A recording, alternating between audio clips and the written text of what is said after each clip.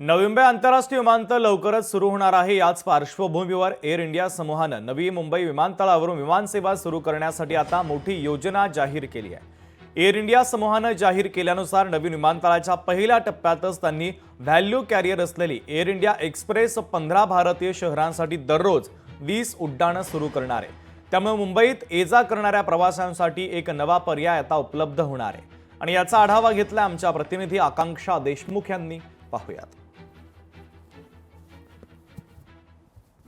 अनेक वर्षांपासून प्रतीक्षित असलेला नवी मुंबई आंतरराष्ट्रीय विमानतळ हा लवकरच याचं उद्घाटन होणार आहे। 30 सप्टेंबरला उद्घाटन होण्याची शक्यता आहे आणि याचं सर्व जवळपास हे काम पूर्ण झाल्याचं आपल्याला पाहायला मिळत आहे। तुम्ही समोरचे दृश्य पाहू शकता की हे जे नवी मुंबई आंतरराष्ट्रीय विमानतळाचे औपचारिक उद्घाटन या महिन्याच्या अखेरीस होण्याची शक्यता आहे आणि त्यानंतर कुठेतरी डिसेंबर पासून व्यावसायिक उड्डाणे सुरू होणार आहेत। आणि त्याच पार्श्वभूमीवर पाहायला गेलं तर एअर इंडिया समूहाने विस्तार आराखडा जाहीर केला असून यानुसार एअर इंडिया एक्सप्रेस मार्फत सुरुवातीला दररोजचे 20 उड्डाणे सुरू केली जाणार आहेत। त्यामुळे महामुंबईतील नागरिकांना नवी मुंबईतून देश विदेशासाठी उड्डाण घेता येणार आहे आणि नंतरच्या टप्प्यात म्हणजे 2026च्या माध्यमापर्यंत कुठेतरी विमान उड्डाणांची जी संख्या आहे ती जवळपास 3 पटीने वाढून दररोज 55 उड्डाणे करण्याची योजना आहे। त्यामुळे हा सर्वात मोठा आंतरराष्ट्रीय विमानतळ बोललं जाणार आहे आणि 30 सप्टेंबरला पंतप्रधान नरेंद्र मोदी यांच्या हस्ते याचं उद्घाटन होणार असल्याचं बोललं जात आहे।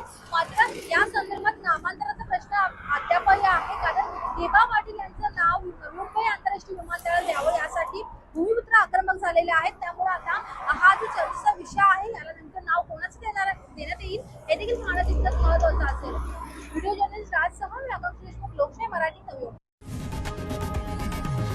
लोकशाही मराठी ऐका, पहा, जागरूक रहा।